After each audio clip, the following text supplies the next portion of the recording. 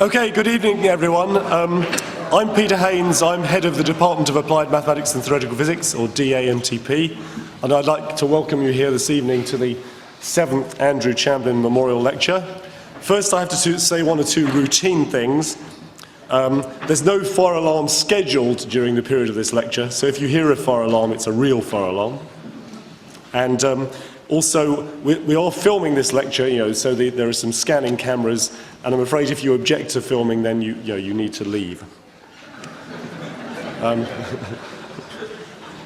That's right, I should have... Okay, most people are still here, that's good. So, as I said, this is the 7th Andrew Chamblin Memorial Lecture. The first 6 lectures have been given respectively by Stephen Hawking, Roger Penrose, Paul Davis, Michelle Mayor, Brian Green and Jim Al-Khalili, and we're very pleased that Professor Frank Close has agreed to give the 7th lecture. And before I introduce Professor Close, I'd just like to say a few words about Andrew Chamblin, in whose memory this lecture series has been established. So, Andrew was born in Texas, and he came to the UK. He went to Rice University, and then he came to the UK in the early 90s, first to Oxford, where he studied with Roger Penrose, and then to Cambridge, where he studied with Gary Gibbons and Stephen Hawking. After he completed his PhD in Cambridge in our department, he became a research fellow at Pembroke, and he had various other fellowships across the world before he went to University of Louisville in Kentucky as an assistant professor, and then he sadly died in Louisville on the 6th of February 2006 when he was only 36. So Andrew made a number of striking contributions to research over the years in relativity and quantum gravity and M theory, and he delivered many talks and lectures around the world. And after his death, his many friends and collaborators in Dampt and elsewhere established a fund to support a series of lectures that would perpetuate his memory and also promote the broad area of science in which he was interested. And this fundraising was sufficiently successful that we can have an Andrew Chamblin Memorial Lecture in perpetuity, and we in Dampt are very pleased to have the responsibility of organising that, and it's now become one of our important annual lectures. And so it's a pleasure to welcome any friends and supporters of the Andrew Chamblin Fund here today. Andrew's parents have often attended this lecture. They can't be here today, but they gave Dampt this striking bust of him, which is on display. Now I'd like to move over to introduce Frank Close. So Frank is Emeritus Professor of Theoretical Physics at the University of Oxford. He had a distinguished research career in theoretical particle physics. He had particular interest in the quark structure of matter.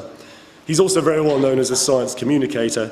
He gave the 1993 Royal Institution Christmas lectures under the title of The Cosmic Onion, and since that time he's written a series of successful popular books on physics.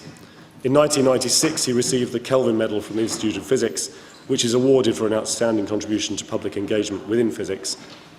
So Professor Close's title today is The Infinity Puzzle from the Higgs Boson to the LHC, and so please will you join me in welcoming Professor Close as the 7th Andrew Chamblin Memorial Lecturer.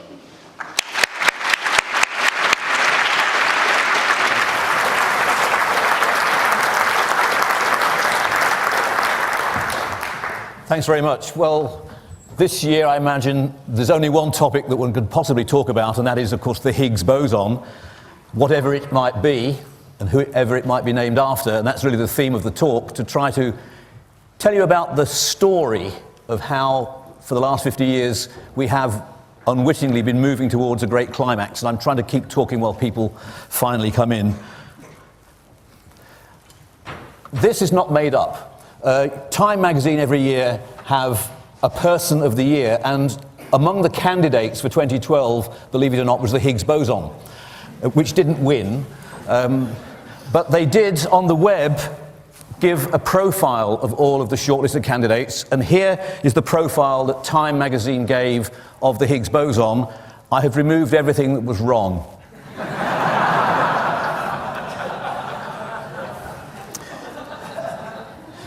But I shall now reveal what is behind those things. So take a moment to thank this little particle for all the work it does. During the course of this talk, we will understand why these wrong things are wrong, but let's come to it. Without it, you'd just be inchoate energy without so much as a bit of mass, whatever those words mean. It's not true.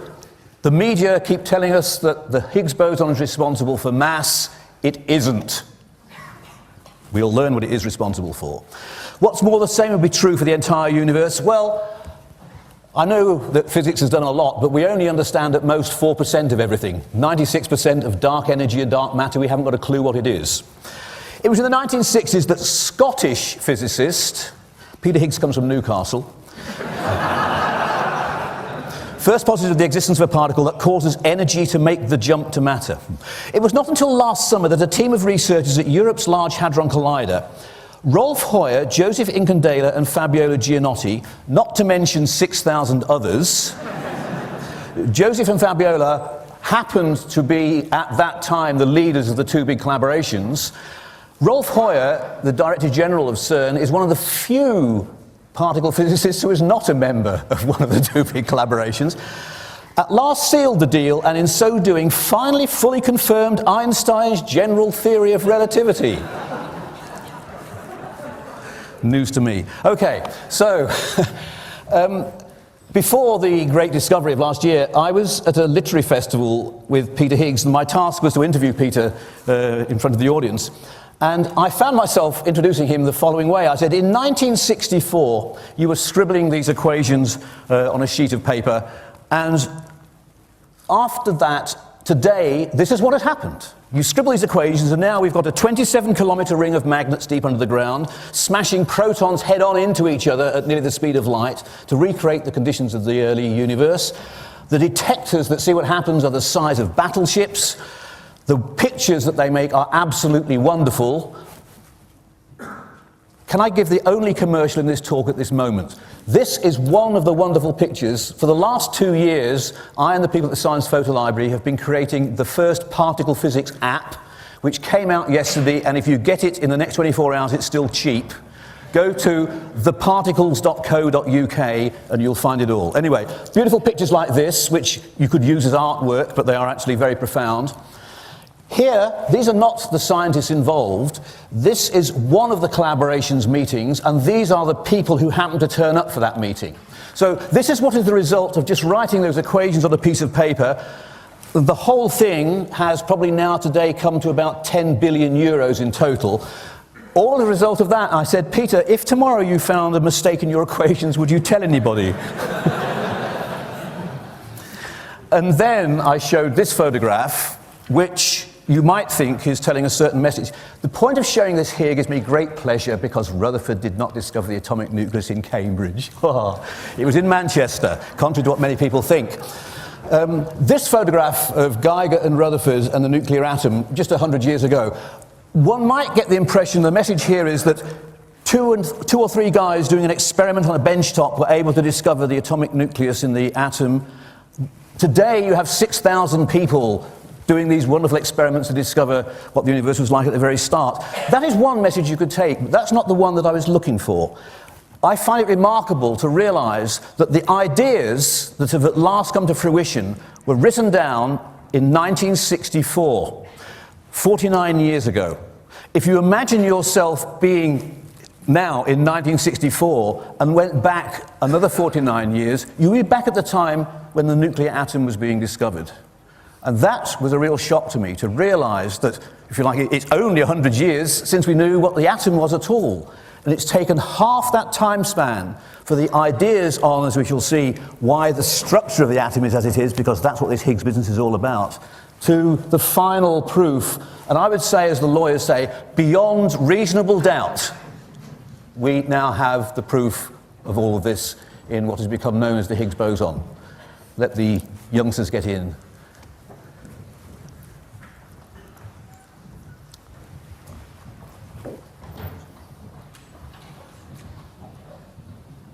Okay. So I thought I would just start for the audience to give a sense of what Rutherford and co did, what we know about how matter is made, and then tell you the story of what really these new developments all are. So you're seeing me because light is shining on me and it comes into your eyes. In the jargon of the trade, there is a beam, there's a target, and a detector. Now, the way that Rutherford got the credit for Geiger and Marsden discovering the atomic nucleus is that they were shining a beam of alpha particles from natural radioactivity onto a target, and the things bounced off into a little screen which scintillated.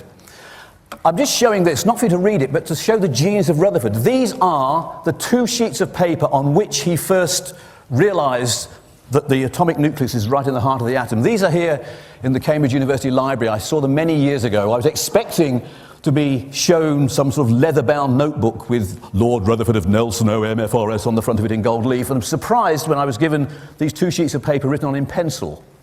And I sort of had this momentary thought I could erase a few things and change them. But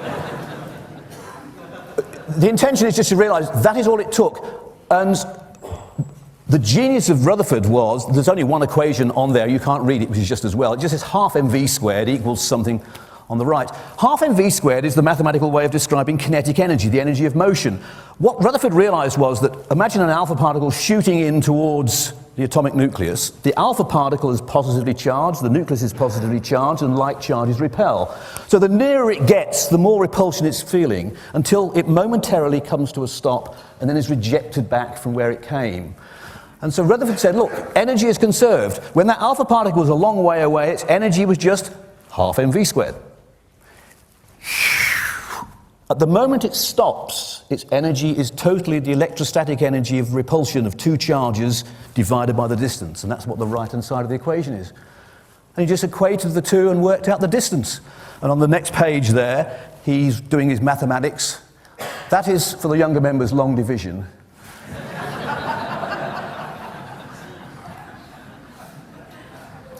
And here you see the excitement. That number showed him that this distance of closest approach, which is a measure of where the positive charge is only 1/10,000th of the size of the whole atom. And that was the moment of discovery. And you can see his excitement. It says, since probably radius of atom is of order 10 to the minus 8 centimeters, that's 100th millionth of a centimeter, it is seen that distance of approach to charge center is very small compared with the radius of atom. Look at that, is very small compared. He's writing so quickly it hardly leaves the horizontal line. You can just see the excitement of that moment. And then he worked out all the scattering through this angle and that angle that we set in student exams, knowing they can't solve the thing in less than half an hour and we give them 20 minutes. He just did it by thinking about the rare occasions they come back. That's what it took. That's genius literally as well as metaphorically getting to the heart of the problem. Move the clock forward 60 years, scale the whole thing up, have now a beam of electrons accelerated to nearly the speed of light, 3 kilometers long, smash them at a target of protons, and they will bounce off the innards of the proton and reveal the quarks inside, and the detector is now not a little scintillation screen, it's huge. And here is a picture at Stanford in California. In the bottom left-hand corner is the 3-kilometer long beam that transports the electrons. They appear, and the right-hand picture behind the concrete blocks there is where the target of hydrogen, which is essentially the protons, is. The electrons are able to burrow deep into the protons, scatter off the quarks, and detected in that huge detector on the right there. And that picture will show you down there me. And you can tell it's me because it's got hair. That was in 1971 or 2. So that was the nature of how to discover the quarks deep inside the proton. It was the same idea that Rutherford had used years before, but just scaled up, much more powerful, much deeper. And the picture then we have as a result of that is that the proton is not a fundamental beast. It's made of smaller things called quarks. These quarks are gripped together, or if you like, glued to one another, by exchanging things called gluons. We're not short of imagination in the way we name things in this subject. And there are 2 varieties of quarks needed to distinguish the proton and the neutron. In units where the proton's charge is positive, let's say 1 unit, the up quark is carrying positive 2/3 and the down quark is carrying negative 1/3. So 2 ups and a down gives you the positive proton, 2 downs and an up gives you the neutral neutron. The quarks don't look like that, as far as we know. So to make the universe that we are here in the room used to, an up and down quark will do, and whirling around in the outer reaches of the atom is the negatively charged electron. So here's a not-to-scale image, if you like, of the hydrogen atom. And I show this because it shows something very profound, which we, A, do not know the reason for, and B, there is no clue that I can see in any of this Higgs stuff that will answer it, and it is this. The electron has nothing whatsoever to do with quarks. The electron is an electron. Quarks are things that make the proton and neutron in the middle here. Isn't it an amazing fact that we've got lots of negative electricity buried on the electrons in the atoms in our bodies?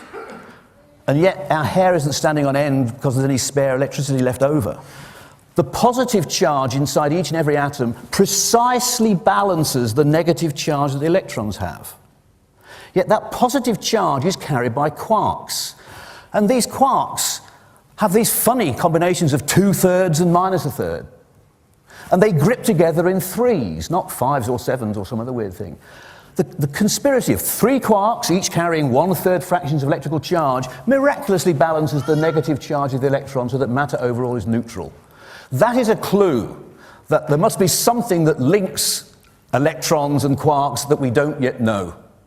And that's just if any of the younger people here have a good answer to this, let me know offline and we'll talk about it separately and so forth. So this then is the world of the quarks. The left-hand column, sorry, the world of the particles. The left-hand vertical, the up and the down quark are the things that were making protons and neutrons. The E for the electron is the thing whirling around the outside of our atoms. The little symbol at the bottom, the Greek nu, is a neutrino. That's the one remaining thing we need to know. When one element turns into another, courtesy of beta radioactivity, an electron and a neutrino appear. And so that left-hand column is sufficient to make everything that we're aware of in this room and pretty much everything that goes around on a day-to-day basis.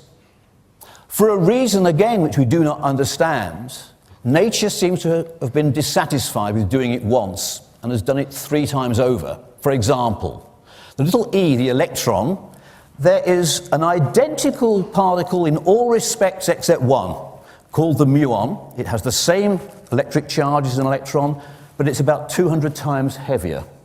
That's why I've put a bigger circle for it, to give the idea of it being more massive. And it happens a 3rd time. There's a particle called a tau, which is 2,000 or 4,000 times more massive than the electron, but otherwise is identical to it. The same in the world of the quarks. The negative 1/3 charge down quark has 2 heavier versions, strange and bottom.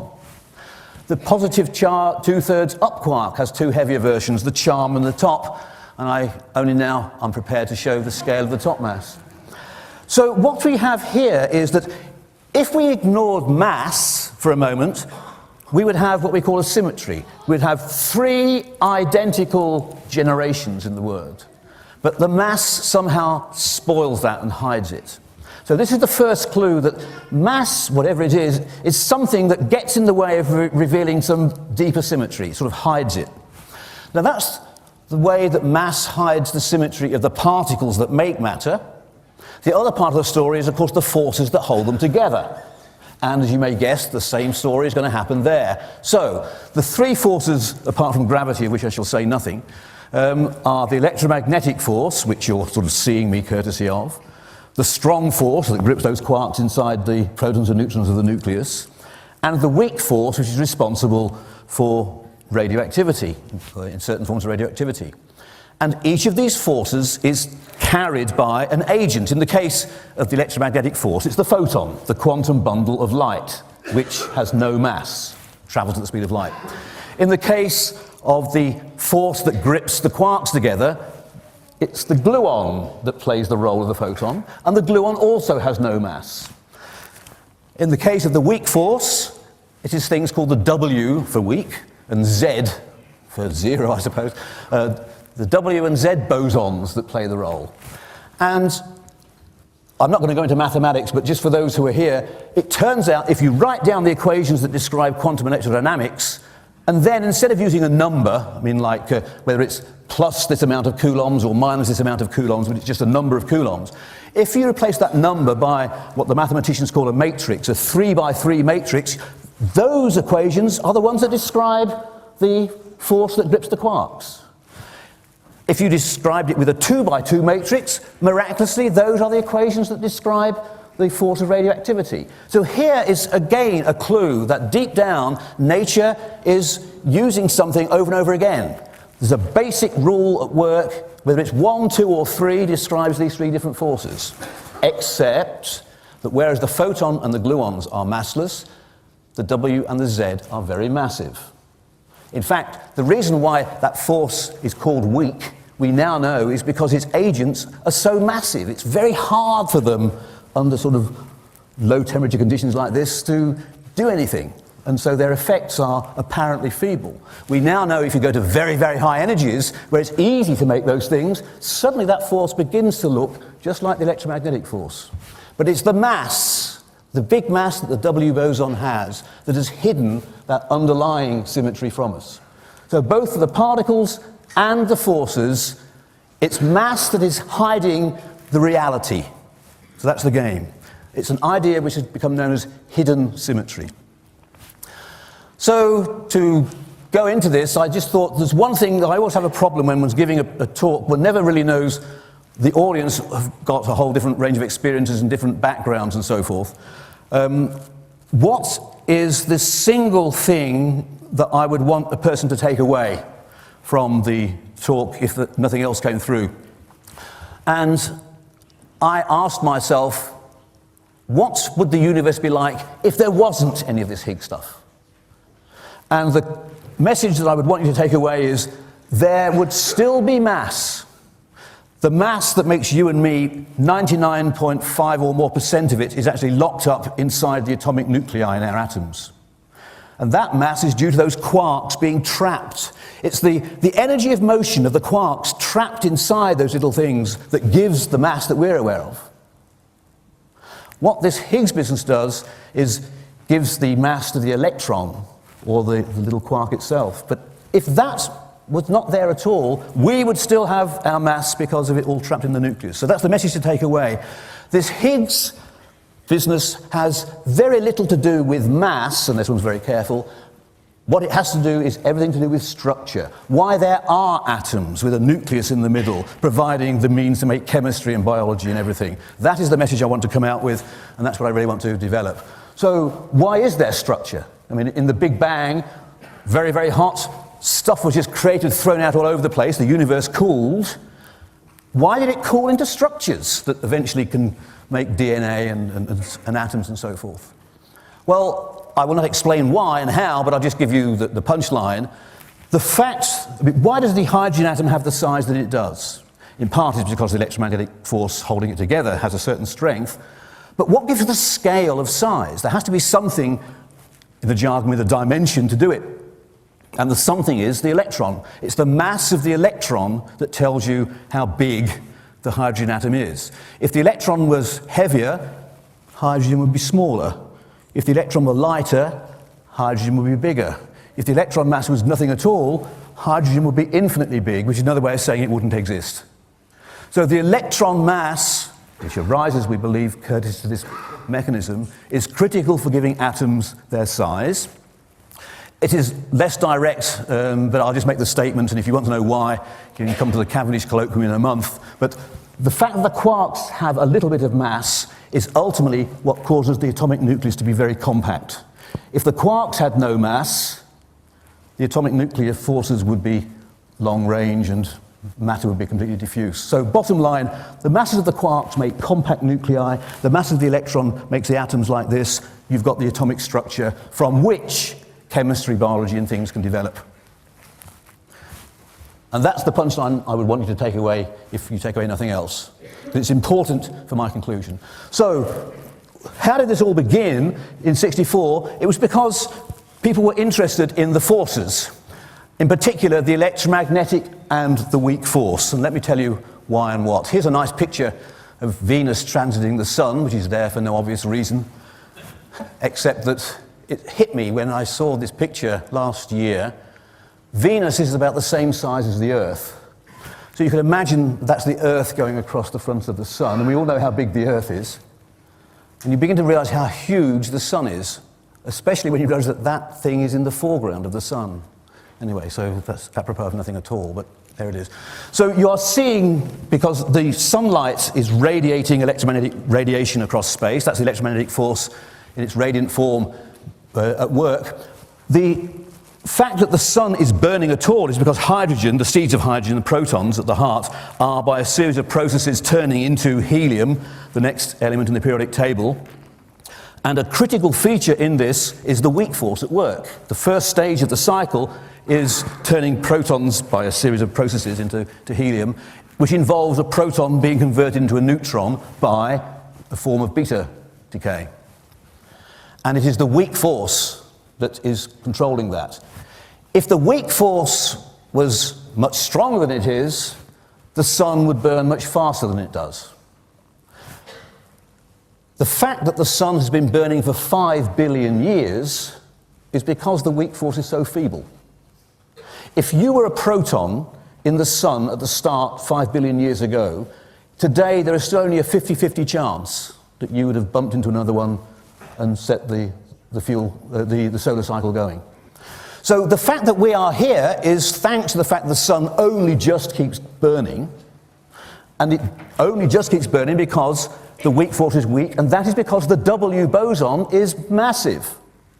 If the W boson was massless like a photon, the sun would have burned out before long ago. So this is not just arcane stuff that this Higgs business is talking about, it is very directly relevant to our existence.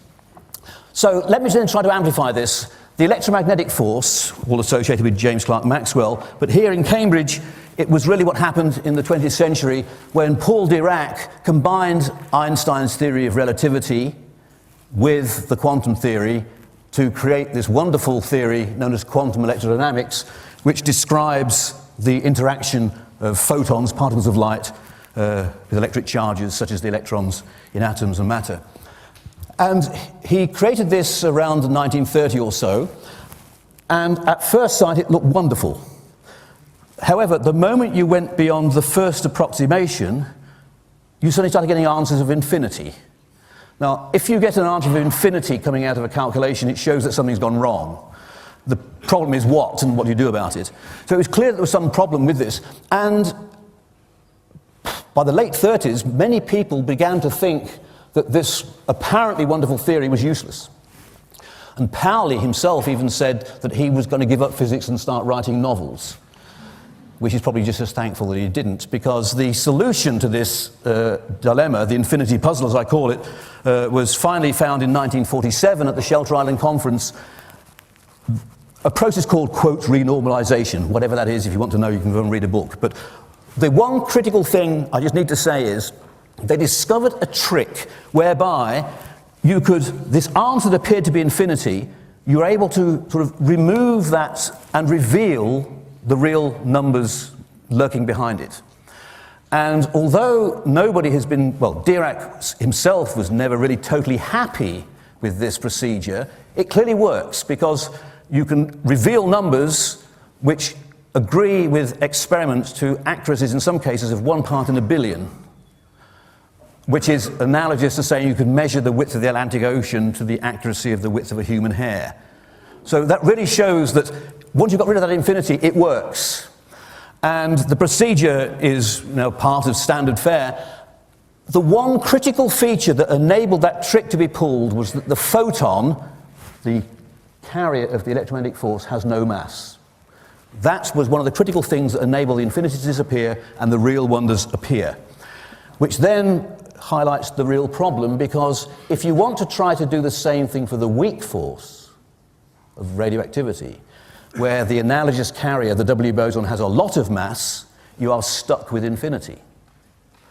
And that was where things were until about 1970. That was the intractable infinity puzzle, which was finally cracked by these two gentlemen, Howard Toft at the left, who did it in his PhD thesis, and his supervisor, Tini Veltman, on the right.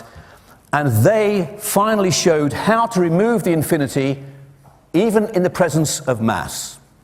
And from that we have the modern theory which is called quantum flavor dynamics, which is the theory that describes both the electromagnetic and the weak forces to very high precisions, and for the last 50 years has described wonderfully all of the phenomena in those areas that we are able to measure. So what they achieved was indeed wonderful, and the two of them shared the Nobel Prize for this, I think, in 1999, which now sets the scene for the real story. So what's this all got to do with Higgs and all this other stuff?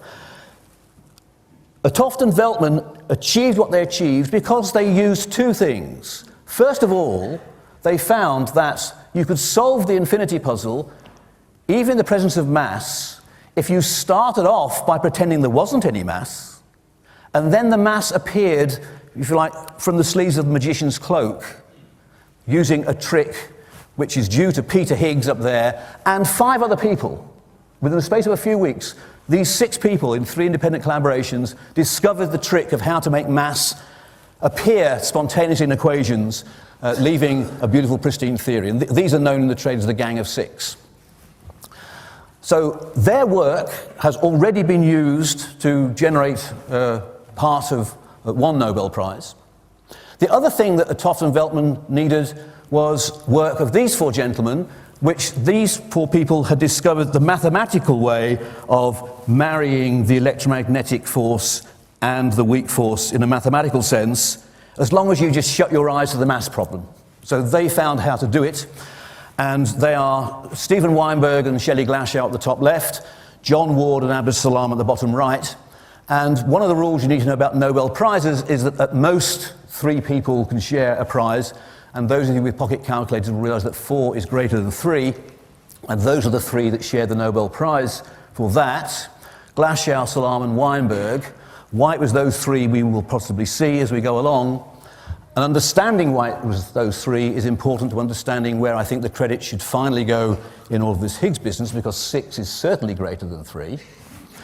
And the answer is that the 2 gentlemen on the right, Salam and Weinberg, in their work, they made use of the trick of the Gang of 6. So the first thing to set the scene is the work of the Gang of 6 has already led to 2 independent Nobel Prizes: 't and Veltman for the full theory of quantum flavor dynamics, and the seed to the Weinberg-Salam part of the Glashow-Salam-Weinberg Nobel Prize. So that, I think, shows there is some significance in what is going on here. So let's try to understand it. Well, yes, there is another comment here. The Economist wrote this rather tantalizing review of the book, in which they said the Nobel Committee would be well advised to read Mr. Close's book before making their decision, which is rather nice. Not least because just a couple of evenings ago, there was a celebration of the 80th birthday of one of the Gang of 6, that's Tom Kibble, who we will meet later. And Stephen Weinberg gave a big talk summarizing the sort of history of this whole venture. And afterwards, walking from the talk to a dinner afterwards, I was talking to the chairman. I was walking with the chairman of the physics committee of the Nobel committees, and he asked me what did I think of the history as Weinberg had presented it, and I said, well, and then I said some things which we shall see later in this talk, and he cut in and he says, I have read your book very carefully. So who knows what happens next? Okay, so what is the story? I did not in this book make any recommendation.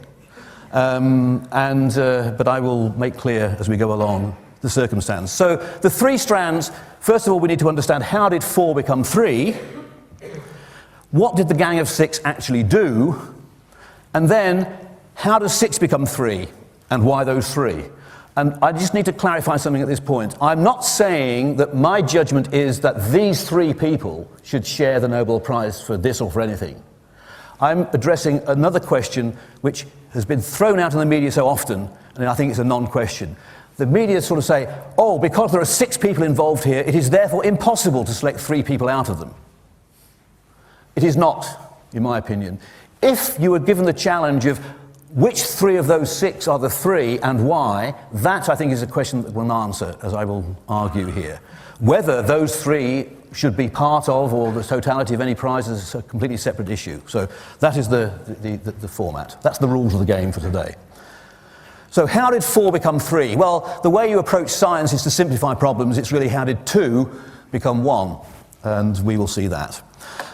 So the story is really this. In 1956, Julian Schwinger, one of the people who had solved the infinity puzzle in 47 for the quantum electrodynamics, was intrigued with the possibility that one could write down a theory to describe the weak force by analogy with the quantum electrodynamics. The only price being you had to pretend that there was a thing called a W boson, which had got a lot of mass. And he was accused of just playing numerology, just like Eddington was accused of playing numerology, and I felt being in Cambridge I had to throw that one in as we went along. And so he just sort of worried about... The reason he was worried, because he already knew that just throwing in a mass would eventually lead you to a problem of infinity. So that's where Schwinger left it. Now, as you know when you've been around for a while, if you have an intractable problem, you give it to a student. And in 1961, a student called Shelley Glashow came on board, and Glashow's memory of what happened next is this: Schwinger told me to think about unifying weak and electromagnetic interactions. So I did. For 2 years I thought about it. End of story. Meanwhile, and in a parallel universe, John Ward suggested in a letter to Abdus Salam that perhaps it was possible to create a theory unifying the weak and electromagnetic interactions. And they set to work, and in 1964 they produced a paper which, I mean, for those who know the jargon, it's there in front of you. That paper had all the features that we now know nature has. In the mathematical language, it's SU2 cross U1. It predicted a Z boson, which we now know experimentally exists, and it had everything. So in 64, Salam and Ward had cracked how to marry these two forces. I'll just show this because from Salam's widow, I got the manuscripts that she had preserved of the draft of this. I just show this for a couple of reasons. All the crossings out are interesting because, you know, historians can go and look at the crossings out and you get a sense of how the ideas developed. The things that didn't appear in the final version, the things that are thrown away can teach you a lot about the thought processes. And I sort of wonder, you know, today, when everything's done on a computer disk and you throw it, you know, what historians of the future will be able to reconstruct about the thought processes. But it's just sort of interesting to see that. For example, here is the front page of the actual published version, and you notice in the manuscript on the left there is an abstract. They obviously were originally planning to send this to a much more formalized journal that is there for the record, rather than a letters journal without an abstract where it finally appeared. But anyway, that's just to show a bit of history that Salam and Ward by 1964 had cracked it. The problem is that Glashow had already done it in 1961. They were not aware of the fact. And so that is why Glashow is one of the three that shares the prize. But what is intriguing, and I said this at the dinner at Imperial the other evening, something I really do not understand. As we will see, Salam and Ward in 1964, working at Imperial College, have found the key how to marry the weak and electromagnetic interaction. But they don't know how to get rid of this infinity puzzle for the mass stuff. Meanwhile, at Imperial College, 3 of the gang of 6, in particular Jerry Guralnick, who was a young postdoc, had cracked the mass problem, but didn't know anything at all about where to apply it. And I use this as an example of how to miss a Nobel Prize. That Jerry Guralnick, who was then a young postdoc, went to lunch with John Ward, who was at that stage a very senior and well-known international physicist. And you can sort of imagine the nervousness of the occasion if you're in Jerry's situation. So you try to get a conversation going, and Guralnick's memory is, you know, so I started telling John Ward about what I was doing, that I found this way of making mass appear out of equations. Now, Ward was quite a sort of suspicious person, or probably almost paranoid in a way, and he said, just a second, stop, have you published this? And Guralnick said, no. Have you even talked about it in public? And Guralnick said, no. And so Ward said, never tell people about your unpublished thoughts, they will steal them and go away and publish them themselves. So Guralnick shut up. And in his memoirs, and he agreed the other evening, he said that I didn't feel in the circumstances I could now ask Ward what he was working on. So the conversation went elsewhere. But had it not been stopped at that moment, one of them had got the lock, the other one had got the key, the whole thing could have been cracked there and then, how to bring mass into the SU2 cross U1 model and create the fully fledged theory. And that is not what happened. 3 years elapsed before that critical step was taken in a profound way, as we will see. So how did 4 become 3? Well, we've identified Glashow. He was the first person to recognize the critical SU2 cross U1 mathematical way of doing this, but didn't know what to do about the mass. We will see that Salam and Weinberg got their share of this prize because they incorporated into Glasier's work, if you like, the trick of the Gang of Six. So that really brings us to what is it the Gang of Six did. And to take this next bit really depends how much physics you know or not. I'm going to do what I call pedagogy for scientists or radio hams or gardeners with greenhouses. Radio hams is probably nearer to it.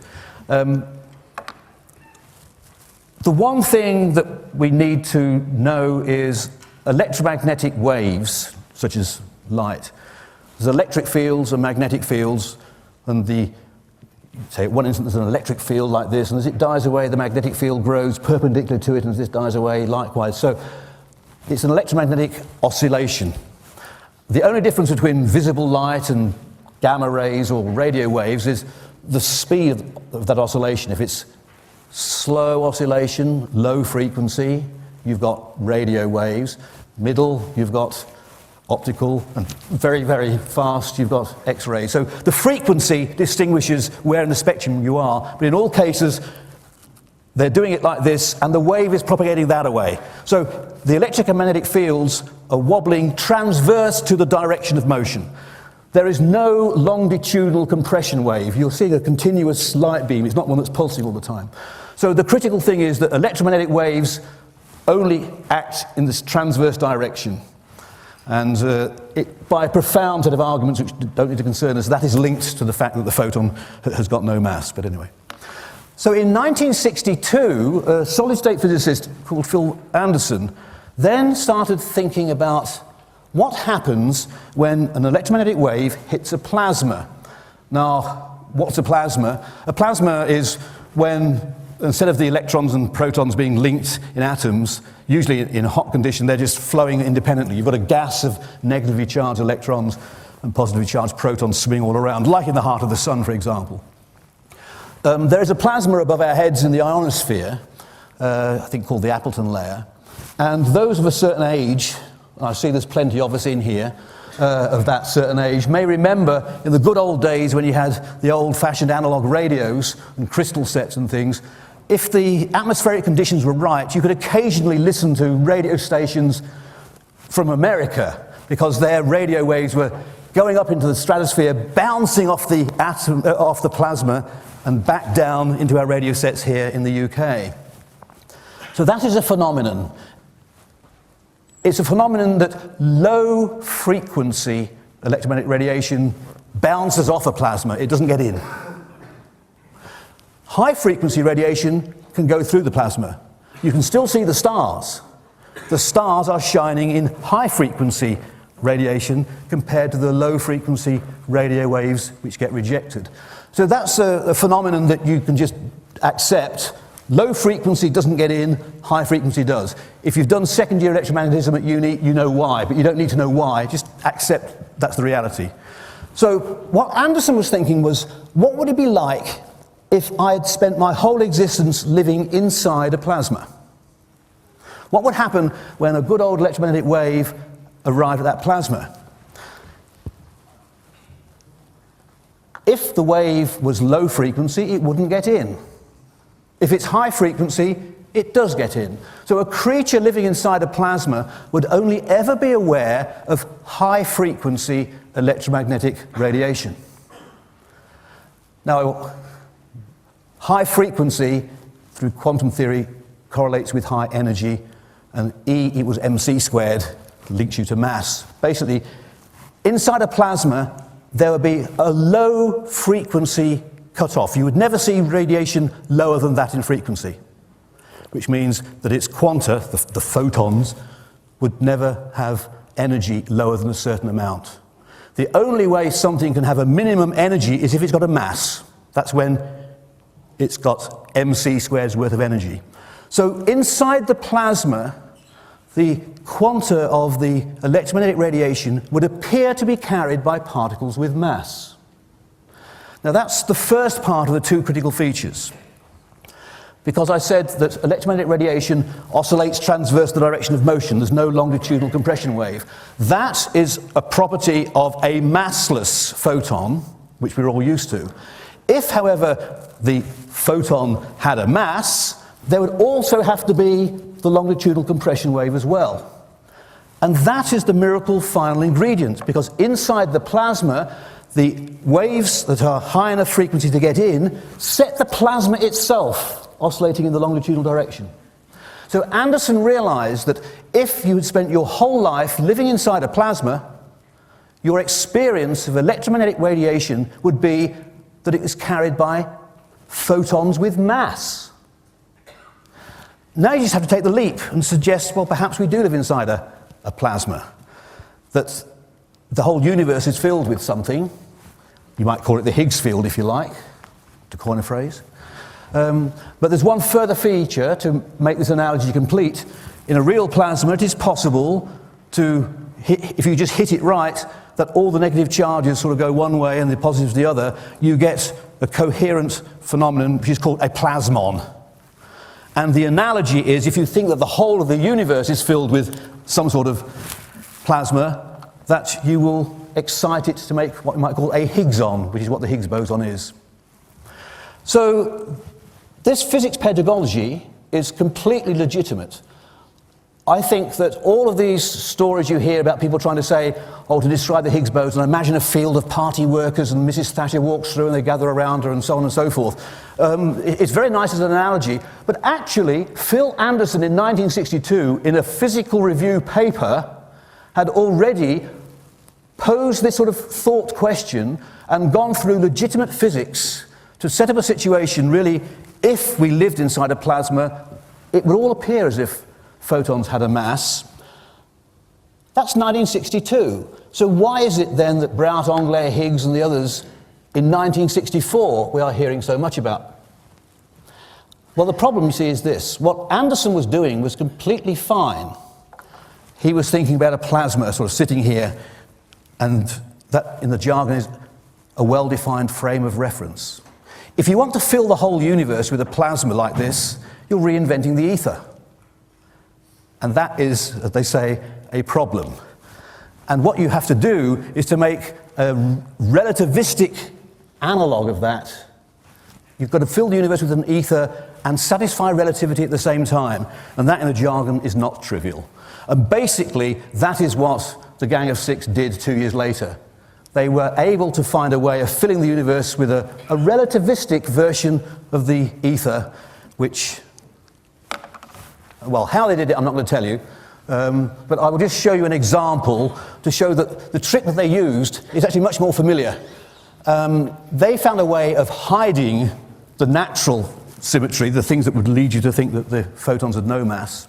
And this phenomenon of hiding symmetry, the idea that your fundamental law has a certain behavior, and yet the things that you see mask it, is very common. And gravity is a beautiful example of this. That the law of gravity is that massive particles interact and they attract each other. The force is proportional to the inverse square of the distance apart.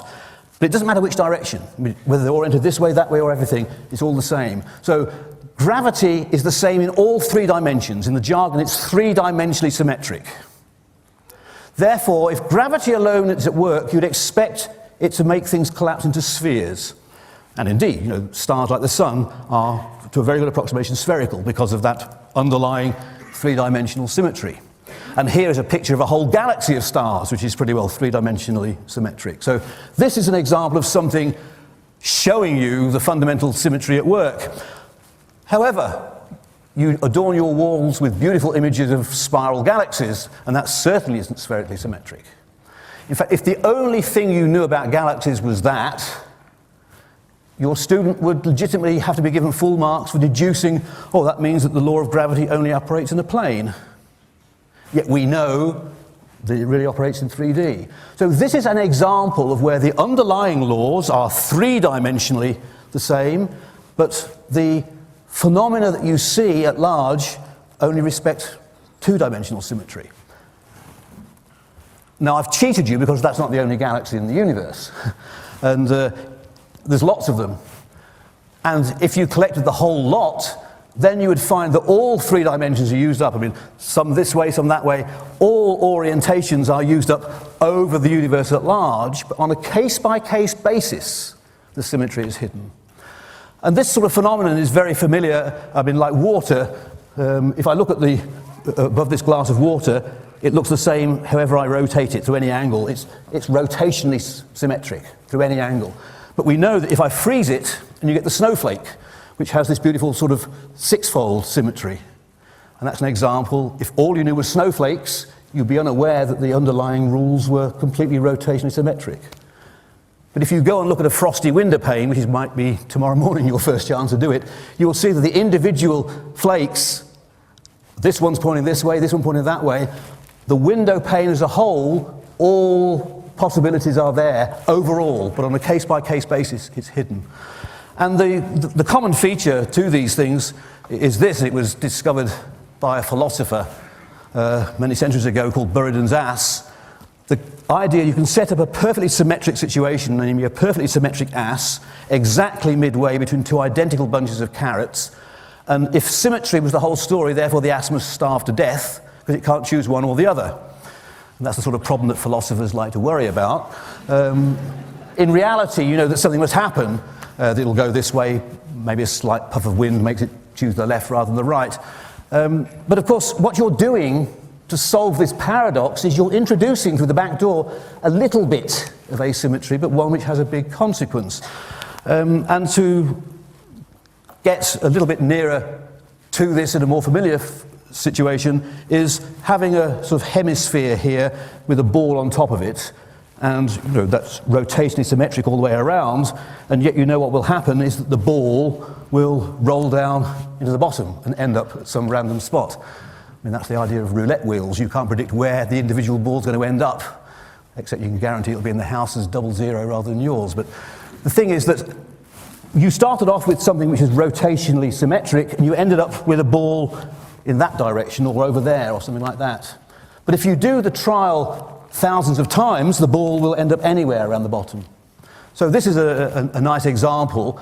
And then you're going to say to me, I now understand it because you're cheating. The reason, of course, it is perfectly symmetric. I can imagine the ball sitting there at the top forever. And the reason it rolls down is because you weren't careful enough. I'll say, well, hold a second. Let's imagine a perfectly spherical ball underneath here made of spherical atoms, and a spherical ball here made of spherical atoms, and we can imagine lining them up bang on top of each other, except we can't because at room temperature things are jiggling around. So therefore again, by chance they will fall someplace. And then you say, okay, forget room temperature, let's do it at absolute 0. Now what's the problem? And now we come to something very profound which I do not understand, and it is this.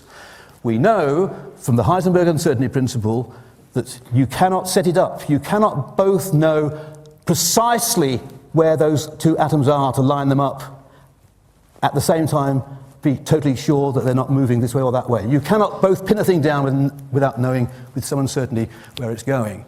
The underlying fact that the universe reads quantum mechanics, or the Heisenberg uncertainty principle, means that even in principle, you cannot set up a ball on top of another ball and have it not roll off somewhere. So the common feature to all of these examples that I've shown you, the spherical galaxies and the ball rolling down, and ultimately the way that these gang of 6 did the mathematical trick, is that you start off with a situation where the underlying law is symmetric, but highly unstable. And the slightest bit of instability will give you a stable solution which has hidden the original underlying symmetry. And that is how it turns out that the underlying symmetry of the mathematics is there for all the particles and the forces if there wasn't any mass, but that in a mathematical sense is highly unstable in the presence of this all-encompassing field of stuff that we are in called the Higgs field, and it's the wrong name because the gang of 6 talked about this, not just Higgs. So, this is now getting me towards my 3 out of 6 in the last few minutes. Broughton and Englert were the first to publish this trick in relativistic field theory early in 1964. Peter Higgs was beaten by about 3 or 4 weeks to that. However, Peter Higgs did something which none of the others did. He realized that there is a consequence of this idea, that there must necessarily be a massive particle which is unstable, whose decays will be able to tell you whether this trick is really used by nature or whether it's just a mathematical game that theorists are playing. So moral number 2, it's easier to be Shakespeare or Beethoven than a theoretical physicist. You can change a few words in Shakespeare or a few notes in Beethoven, you've still got a wonderful construct. Change it one symbol in the mathematics of the relativistic mass mechanism and it doesn't work. And it's experiment that determines whether your symphony is nature's or not. And that's why experiment is important, and in my opinion, why the Higgs boson, correctly named because he's the only person who drew attention to this feature, is a critical thing that is enabling us today to know beyond reasonable doubt that this whole idea is correct. The history of the thing, to show you how tight it was, Broughton Onglaire published their paper. I asked all of these why they didn't mention the boson that Higgs has now been named for. And Broughton Onglaire said, well, they didn't mention it because they thought it was obvious. And Peter Higgs said, it was obvious, but he mentioned it. And more particular, 2 years later, he wrote down the critical equation in the paper which showed that the decay of this boson had certain properties that was very special and could be used to test the whole idea. And it's that really which we have now done. The boson was implicit in the work of the final trio, but it didn't have any mass, and it's not relevant to the massive boson that we have discovered. So that is why, now sadly Brout died last year, and that means that Onglaire is the sole survivor of the people who first published the relativistic mass trick. Peter Higgs I've identified because of the boson, which, in my opinion, is correctly named for him because he's the only person who mentioned it and its significance. And now we'll just come to why Tom Kibble of the other three is the one that I shall highlight. And that is because everything I've told you up to this point is sort of showing you how you can do it in principle, how you can make mass appear into equations. It was 3 years later that Tom Kibble added something to these basic ideas and really made contact with reality. He showed how you could set it up by incorporating the mathematics of group theory into this, such that the W and Z, as we now call them, will be massive, and the photon can stay massless. So in a sense, it took 6 people to discover the trick of how to make the W and Z have a mass. Tom was the only one who discovered the trick how to keep photons massless. And as Steve Weinberg said a couple of nights ago in his talk, and I think it really crystallized it for me, that was the moment it became clear that these ideas could be applied to a theory marrying the weak force and the electromagnetic force. So it was Kibble's point in '67 that I think really began to crystallize it. And the other thing that's very profound is that by showing how you could keep the photon massless in the presence of this all-encompassing field, you have the solution to the paradox that the Michelson-Morley experiment, which did away with the ether, was because the probe they were using, the photon, is completely impervious to the stuff. The ultimate irony. So it was Kibble that really pinned down that final piece, and that's why I choose him as the third of that 3. And in the last 2 minutes, we will see even more so. How 4 became 3 is also explained by Kibble, and it's this. In '67, Weinberg wrote his seminal paper, referenced 8,000 times, that got him his share of the prize. Here's the manuscript of his paper, which I just show you for interest, except to highlight one thing.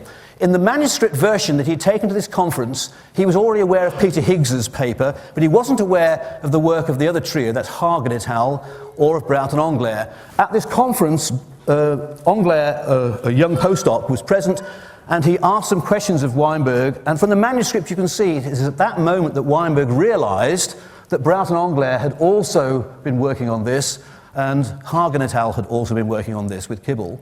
And so the little arrow at the side is not, I haven't put that there, that has been put there by Weinberg to remind himself when he gets back home to include the references to these other 2 that he's just become aware of, and in the published version you then see it. It's because he has learnt about their work later than his knowledge of Higgs that Higgs is there first in the published reference, even though chronologically he should have been second. That is part of the reason why Higgs's name has become sort of very well known. It got even worse 4 years later. Here's the chronological order and the relevant papers. Phys Rev Letters Volume 13 for Bréhat and Englert, Physics Letters Volume 12 for Higgs. Just notice that, because in 1971, Weinberg has the chronology this way, and the journal has been transmogrified to Phys Rev Letters, which looks like it comes right. Phys Rev Letters 12 in front of Phys Rev Letters 13. I'm not making it up because that is the actual thing. And those of us who've published in Phys Rev Letters know what a pain the editors are in saying, well, you've got a full stop where it should be a comma and so forth. On this occasion, they didn't even check the journal reference. This paper of Weinberg's has been referenced itself several thousand times, and it is fascinating. If you go and look through the references to this paper and see how many of them have given the incorrect reference to this, it's like a Darwinian mutation going through the literature for the last 40 years. And it also has the common message. It shows we tend to reference other people's references rather than reading the original papers.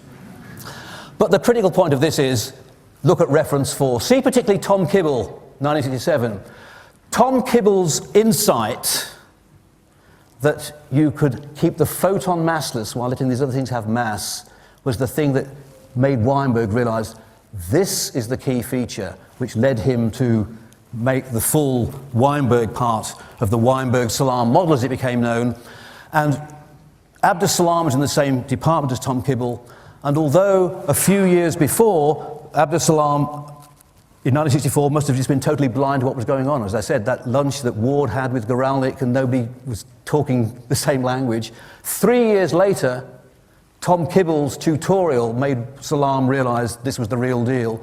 And I think the key is, and this is slightly for more experts, Tom Kibble had shown how to bring group theory on top of the basic ideas, and Abdus Salam was a man who was a group theorist. And suddenly it resonated for him, and he realized, aha, this is the key feature. And that is ultimately what separated Salam from Ward and gave him his share of the prize. And so we now understand how 4 became 3. Glashow, because he had the idea first. Salam and Weinberg, because they incorporated Kibble's insight on the mass mechanism to complete the thing. And here's the letter that indeed nominated Salam for the prize, sent by his head of department, Paul Matthews. And the critical thing I want to draw attention to, 1, 2, 3, 4, 5, about 6 lines down, using the recent work of Kibble done in our department. So I think that is why Kibble outdistances maybe any of the other people in there. I mean, it's a very interesting thing. But I think Kibble's work has been not hugely recognized, and I think that is why I included him as my final of the 3 out of those 6. So there's the answer. That's how 4 became 3. Glashow did it first. Weinberg and Salam added the critical part of the mass mechanism that Kibble had drawn attention to. And so we can end by seeing, again, Time's wrong summary and understand why. Well, mass, as we've said, really comes about, mass that makes you and me comes about because the quarks are trapped. The entire universe, what dark matter is fascinating, whether the Higgs mechanism, wrongly named. The mass mechanism, Higgs boson, yes. Mass mechanism, yes. Whether that applies to them at all, we don't know. Peter Higgs certainly is not Scottish, etc., etc. So that's the list of the problems. And I think the Einstein's general theory of relativity is the joke of the year. So I think that brings me into the conclusion that that was what Time nominated for their Person of the Year 2012. My Nobel Persons of the Year for this year, I nominate Englert, Higgs and Kibble for chemistry. Thank you.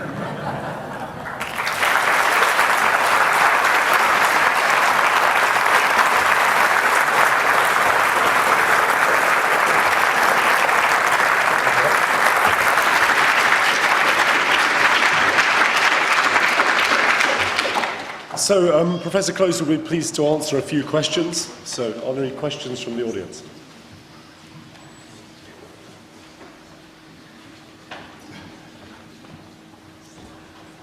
Yes.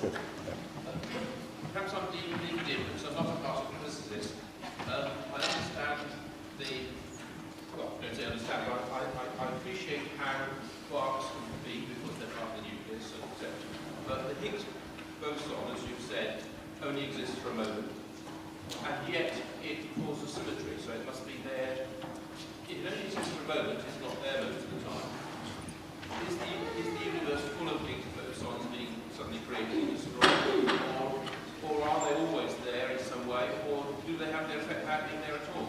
So the basic question is, are Higgs bosons there all the time, or are they only ephemeral and so forth?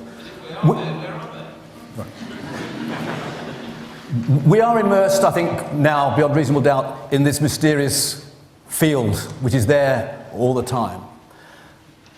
In order to excite that field into a particulate form, just like the electromagnetic field is there, you can excite photons just by a small amount of energy will create photons because they've got no mass. To do the analogous thing for the Higgs field, you've got to focus in 125 GeV in the jargon, the amount of energy that will be the amount of energy that's trapped in an atom of somewhere up a long way. So focusing that amount of energy into small enough space to make that field bubble up into the Higgs boson has not been possible until this last few years. So in a quantum mechanical sense, they are there all the time, fluctuating in and out of existence, but not in a way that you can make them materially present until you focus that energy in there. So it is the presence of the field which is responsible for having the effect on particles flowing through it and giving them masses. In a quantum sense, the Higgs boson is the excitation of that field, analogous to the way the photon is the excitation of the electromagnetic field. It just takes much more energy to make it bubble out and manifest itself. And then it does it only for the briefest of moments. Any other questions? Well, Okay, let's go with you first. Why don't they just give consecutive Nobel Prizes? why don't they just give consecutive Nobel Prizes? It is possible they might. There's no reason why you could not. I don't have to make that decision, I'm pleased to say. I do have a solution, though, which is, because the real question is, what about the experiments? And also, what about the machine itself? I mean, 20 years ago, I and many others really wondered whether the LHC would ever exist, because the technology to do it was so far beyond what was understood at the time in a whole range of things, superconductivity and so forth. But it worked because of the genius of the engineers. So my solution is that this new prize, the Queen Elizabeth Prize for Engineering, which has designs upon being a sort of engineering Nobel Prize, if that would go to some combination of the engineers who designed and made the LHC, that would be great. If the Physics Prize would somehow go to some representatives of the experimental side, and the Chemistry Prize go to some theorists, I could get the Peace Prize for sorting it out. But why the rules are as they are, I don't know, and I'm not a lawyer to know. You think in the era of big science they might change that? That's an interesting point. I mean, Nobel wrote his will, and the reason why he left maths out, I think we all know, and if you don't know, it doesn't matter to discuss it now, but it had something to do with his wife and a mathematician. And how it came about that this limit of 3 worked in, I don't know. But of course, at that time, science was not like it is today, and you've hit the nail on the head. There are some areas of science, I mean, like the Human Genome Project, for example. There are some projects today which cannot happen unless there are huge numbers of people working. And how you accolade those if at most 3 can be identified. There was someone right there, yeah. Is there any kind of competition, sense of competition between 6 physicists who are being nominated between themselves, or is it just something created by the media? The latter is certainly true. The former, you'd have to ask them.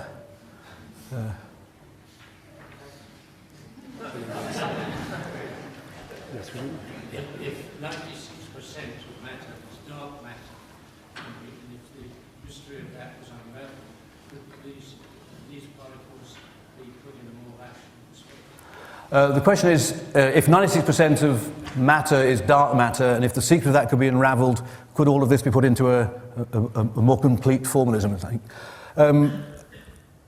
I mean, that's the great mystery, in a sense that we know by inference there must be all this stuff which we call made of dark particles. We don't know what they are.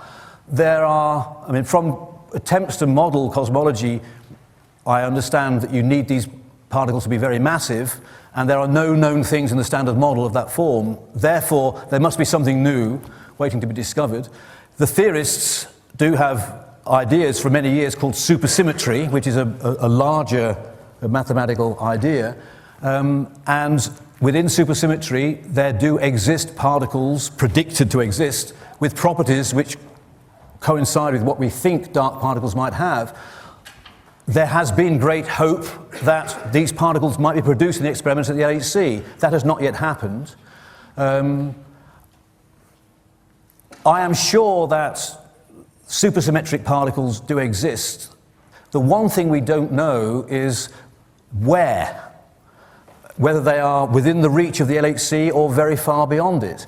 And the analogy that I've drawn is saying that, if all this Higgs business is like finding America, and the supersymmetry question is the goldfields of California, we don't yet know whether we've landed on the east coast or the west coast, whether it'll be a short journey or a long journey.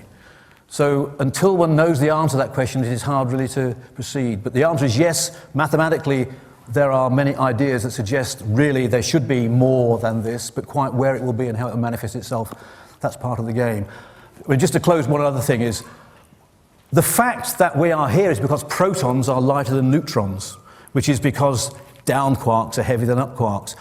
There is nothing at all that gives us any clue in the mathematics, let alone the experiments, as to why the down quark is more massive than the up quark, let alone why the mass of the electron is so conveniently in there that radioactivity can happen and transmit the elements. So why the particles have the pattern, why the fundamental particles have the patterns that they have, interesting question, and I hope there will be some quirk in the experiments that will give us a clue where to go with that.